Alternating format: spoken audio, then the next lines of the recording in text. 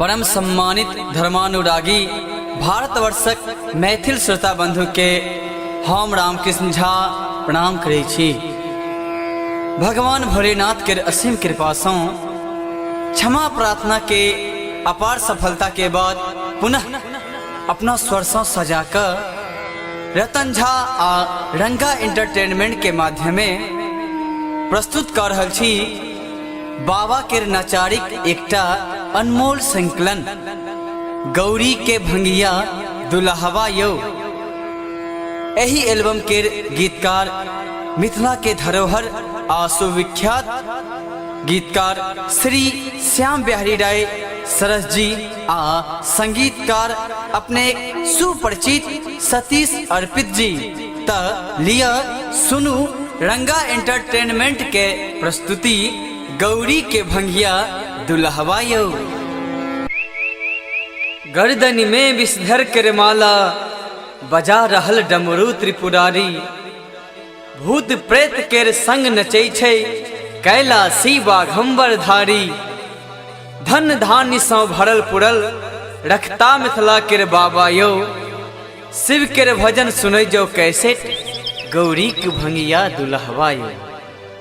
बोलो बोलो शंकर भगवान की जय।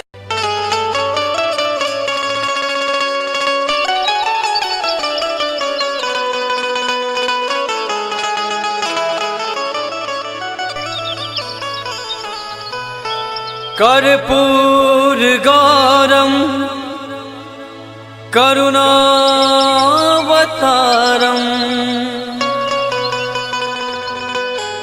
संसार सारं भुजगेन्द्रहारं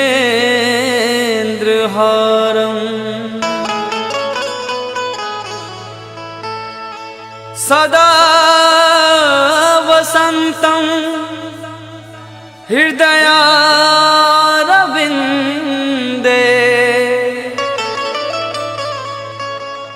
भवं भवानी सहितं नमामि।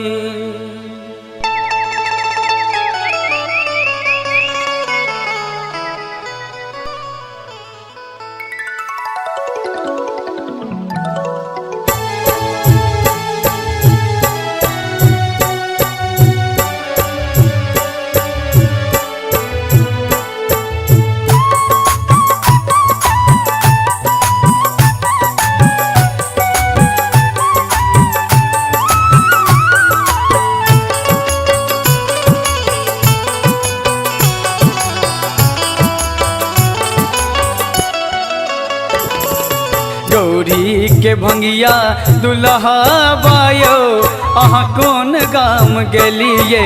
गौरी के भंगिया दुल्हवा यौ अहाँ कोन गाम गेलिए। भोला बौरहबा बतहबा यौ अहाँ कोन गाम गेलिए।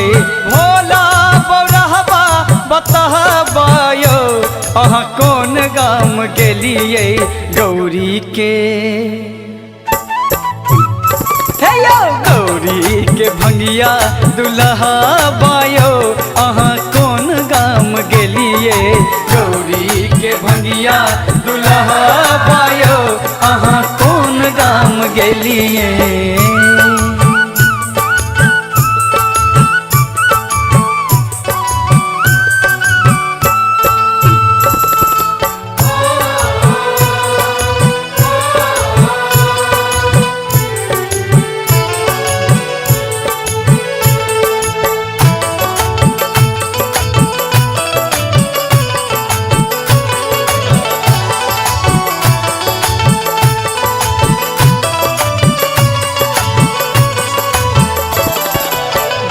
झार जाका हम बेल पात तोरी सब दिन जल ढारी हाथ दून जोरी।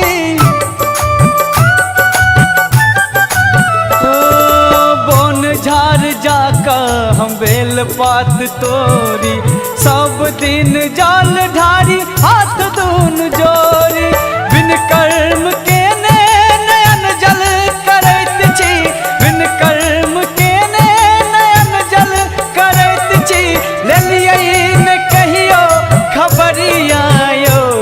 अहाँ कौन गाम गेलिए गौरी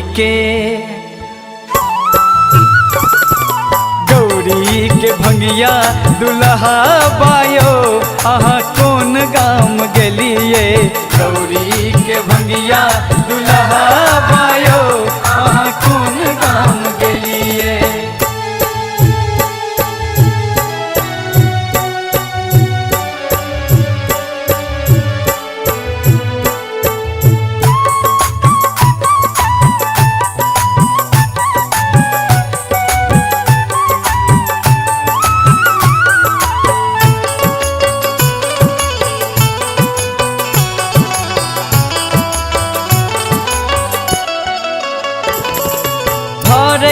छी जकरा पर ढरले रहैत छी पहुँचे जो नहीं त भांग किया खाई छी।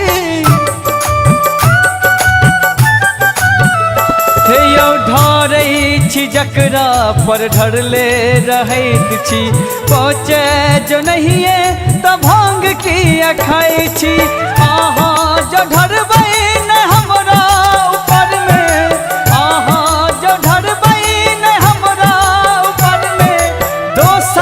के खोज के नी हरबायो अहाँ कौन गाम गेलिए गौरी के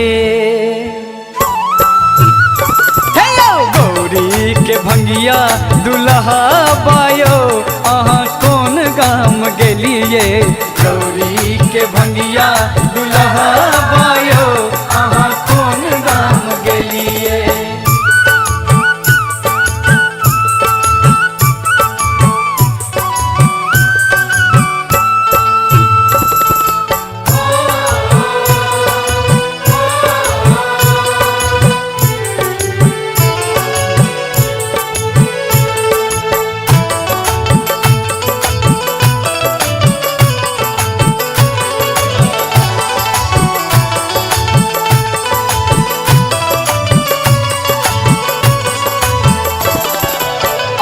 भोला भांग हम कतेक जुटा देव चाकर सरस नहीं बस हाँ चरा देव यो आप भोला भांग हम कतेक जुटा